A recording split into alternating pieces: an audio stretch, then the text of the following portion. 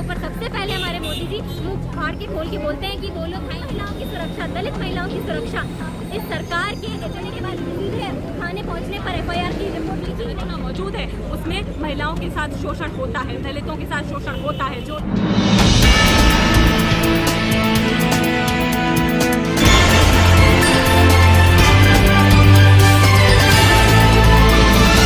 देश में बेटियां कितनी सुरक्षित हैं ये इसी बात से पता चल जाता है कि पहली बात तो ये, जो पिछले साल आपदा का दौर इस देश में बाकी दुनिया की तरह जब आया तो लॉकडाउन के समय में महिलाओं के खिलाफ होने वाली जो हिंसा के मामले और क्राइम के मामले थे उनमें वृद्धि हुई। और इस साल इतनी वृद्धि हुई कि पिछले साल के मुकाबले अब केवल दिल्ली प्रदेश की बात कर लें तो 63% इजाफा हुआ है। ठीक है, अब बात ये है कि आज ऐसी बात नहीं है कि पिछले सालों में महिलाओं की स्थिति बहुत सुधर चुकी थी या इस देश में महिलाओं का सशक्तिकरण हो चुका था। खासकर जब से हमने देखा है कि चाहे बीजेपी की सरकार हो, ठीक है, बीजेपी की सरकार चाहे यूपी में हो, इस देश में हो, और इवन केजरीवाल की सरकार इस प्रदेश में, यहाँ पर अगर किसी महिला के साथ, खासकर वो महिला अगर दलित कम्युनिटी से आती है, अगर वो माइनॉरिटी कम्युनिटी से आती है, अगर वो निचले मध्यम वर्गीय परिवारों से आती है या लोअर इनकम बैकग्राउंड से आती है, तो उसके खिलाफ अगर कोई क्राइम की घटना होती है, उसके खिलाफ कोई जुर्म होता है, अन्याय होता है, तो एफआईआर तक दर्ज कराने में उसके परिवार को और पीड़िता की एक तरीके से हमारा देश और हमारा प्रशासन, हमारी सरकारें उसकी अग्नि परीक्षा ले लेते हैं। चाहे अभी पिछले दिनों की ही बात है, नांगल की जो घटना हुई थी, यूपी में जो पिछले दिनों घटना हुई, इनमें साफ देखा है हमने कि आज पीड़िता पर ही ये जिम्मेदारी है कि अगर उसके साथ जुर्म हुआ है तो वो साबित करे कि उसके साथ कुछ हुआ है, तब जाके कहीं से न्याय मिलेगा। हमारा जो व्यवस्था है, हमारी जो पुलिस प्रशासन है, हमारी सरकारें हैं, उन्होंने साफ साफ एक तरीके से हम देख लें तो अपने हाथ खड़े कर दिए हैं कि हम इसके लिए जिम्मेदार नहीं हैं। नहीं तो आप ये देख लीजिए कि देश में लड़कियां मेडल ला रही हैं तो उसके ऊपर सबसे पहले हमारे मोदी जी मुंह फाड़ के खोल के बोलते हैं कि बोलो थैंक यू मोदी जी। पर यहाँ पर जो हमारे देश में बेटियों के साथ बलात्कार की घटना होती है, उनकी हत्या होती है बर्बरता के साथ, तब इनके मुंह पर ताला क्यों लग जाता है? ताला इसीलिए लग जाता है क्योंकि महिला सुरक्षा और खासकर जो कामगार महिलाएं हैं, जो निचले तबके से आती हैं, जो असंगठित क्षेत्र में काम करती हैं, ठीक है, उन महिलाओं की सुरक्षा, दलित महिलाओं की सुरक्षा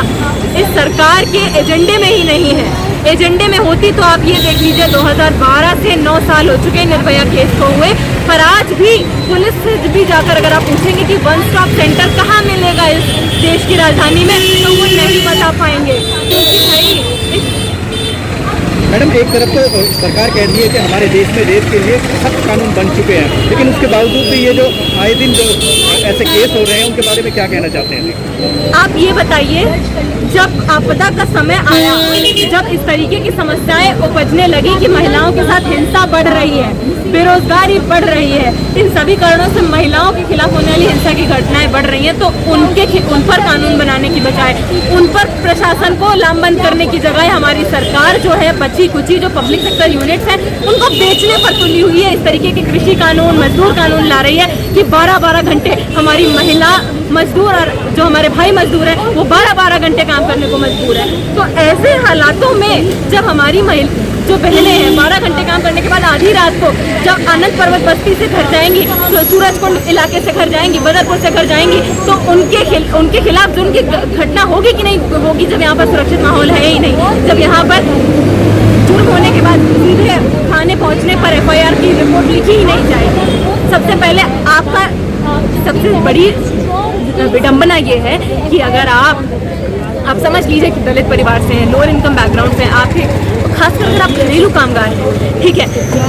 आप असंगठित क्षेत्र में काम करते हैं, अगर आपके साथ कोई जुर्म की घटना होती है, आप एफआईआर लिखवाने जाते हैं, तो ये संभावना है कि हो सकता है आपके साथ दोबारा रेप हो जाए। इस तरीके का हमारे आस पड़ोस में ये माहौल पैदा हुआ है। फिर हम जब राबिया केस की बात करें तो वो एक सिविल डिफेंस वॉलंटियर थी, वो एक सिविल डिफेंस पर्सनल थी। तो जब उस एक सिविल डिफेंस पर्सनल को भी इस देश में सुरक्षा नहीं दी जा रही है, वो खुद सुरक्षित माहौल नहीं महसूस कर रही है, ठीक है, उसके खिलाफ जुर्म की इतनी बड़ी वारदात, उसकी हत्या कर दी जाती है और वो भी बर्बरता के साथ। उसके लिए अगर हमारा प्रशासन निष्पक्ष जांच करने को अगर तैयार नहीं है, तो इस देश की वो बेटियां, जो दलित बेटियां किसी और के खेत पर वो रोज काम करने को मजबूर हैं, जिनके साथ हर घंटे जुर्म की वारदात दर्ज नहीं होती पर होती है, उनको आखिर किस तरीके से उन्हें महसूस आप कह रहे हैं कि पहली बात तो ये कि इस देश में जिस तरीके की संरचना मौजूद है उसमें महिलाओं के साथ शोषण होता है, दलितों के साथ शोषण होता है, जो लोग कमजोर परिवारों से आते हैं या फिर जो माइनॉरिटी कम्युनिटी से या मार्जिनलाइज समुदाय से आते हैं उनके साथ शोषण होता है। अब उसमें सबसे ज्यादा शोषण किसके साथ होगा उसकी भी एक हायरार्की तय है, ठीक है। अगर आप लोअर इनकम फैमिली से आते हैं तो आपके साथ शोषण भी ज्यादा होगा और आपके साथ उस शोषण के खिलाफ न्याय की जो प्रणाली है वो उतनी ज्यादा आपके लिए मुश्किल हो जाएगी। अच्छा, क्या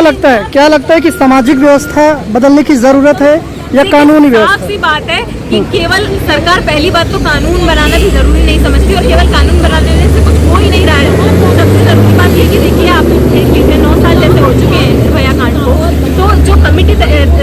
मतलब एस्टैब्लिश की गई थी उसके बाद उसके बहुत सारे रिकमेंडेशन है, जिसमें एक रिकमेंडेशन ये था कि वन स्टॉप क्राइसिस सेंटर बनाया जाए। तो आखिर जब उनकी आज हम 9 साल बाद स्थिति देखते हैं कि वो हमें कहीं नहीं देखने को मिल रहा है, तो वही बात है कि आज संरचना जो हमारे समाज की है उसको बदलने की बहुत जरूरत है। जहाँ पर हम देख रहे हैं कि लगातार सांप्रदायिकता बढ़ रही है, एक कम्युनल जो हमारे आस पड़ोस एनवायरनमेंट है वो सरकारें बढ़ाने पर तुली हैं, नफरत की राजनीति कर रही हैं, कॉरपोरेट सेक्टर को हर तरफ से मुनाफा पहुंचाने की राजनीति कर रही हैं। तो ऐसे में जो महिलाओं के मुद्दे हैं, जो शोषित महिलाओं के मुद्दे हैं, जो शोषित तबकों के मुद्दे हैं, वो तो साफ सी बात है कि वो कोने पर, वो किनारे पर चले ही जाएंगे। और उसी के लिए आज जरूरी है कि हम महिलाएं और वो सभी समाज के हिस्से जो सही में हर वक्त शोषित हो रहे हैं, जो 12 घंटे काम करने को मजबूर है लेकिन उन्हें न्यूनतम मजदूरी नहीं मिल रही और उनके साथ यौन शोषण होता है उन महिलाओं के साथ, लेकिन FIR तक दर्ज नहीं होती। वो अब जब हम संगठित होकर सड़क पर नहीं उतरेंगे, सरकार को अपनी आवाज नहीं सुनने पर मजबूर करेंगे, तो ये सरकार अंधी भी है, बहरी भी है और हमारी आवाज को गूंगा करने के लिए उसने हर कदम पहले से ही उठा रखा है। मैडम, जो रेप जैसा वो जघन्य अपराधी करता है वो पकड़ा जाता है, आपके हिसाब से क्या सजा होनी चाहिए ऐसे लोगों के लिए? देखिए, मैं संघर्षशील महिला केंद्र से हूँ, CSW। हमारा मानना ये है कि केवल कड़ी से कड़ी सजा ही सुनिश्चित करके इस देश में महिलाओं को सशक्तिकरण नहीं हो पाएगा। केवल वो एक तरीका नहीं है। क्यों? क्योंकि हमारी जो व्यवस्था है, जिस तरीके का हमारा प्रशासन है, जब तक उसको लामबंद नहीं किया जाएगा, एक जो रवैया उसका नहीं बदला जाएगा, इस समाज में जिस तरीके से महिलाओं को देखा जाता है, जिस तरीके से खासकर महिलाओं में जो ज़्यादा शोषित महिलाएं हैं उनको जिस तरीके से देखा जाता है, वो रवैया और उनकी जो आर्थिक स्थिति है, जब तक उसको नहीं बदला जाएगा तब तक हम ये केवल कानून के बेसिस पर हम ये समझ लें कि हमारी बहनों को सुरक्षा मिल जाएगी, तो ऐसा नहीं होगा। क्योंकि हमेशा एक पुलिस वाला जो दलित महिला कुछ कमा नहीं रही है, अपने पति पर निर्भर है या परिवार पर निर्भर है या जिसके खेत पर काम करती है उस पर निर्भर रहेगी, उसकी अपनी आर्थिक सशक्तिकरण उसका नहीं हो पाया है। जब तक इस तरीके से हम बटे रहेंगे वर्ग के आधार पर, जाति के आधार पर, जब तक हम इन सभी तरीकों से बटे रहेंगे, शोषित रहेंगे, तब तक महिलाओं को सशक्तिकरण नहीं मिल सकता है। तो केवल कड़ी से कड़ी सजा ही ये रास्ता नहीं है। सबसे जरूरी रास्ता ये है कि जब किसी के साथ अन्याय की घटना होती है तो उसके लिए जो प्रणाली है न्याय की वो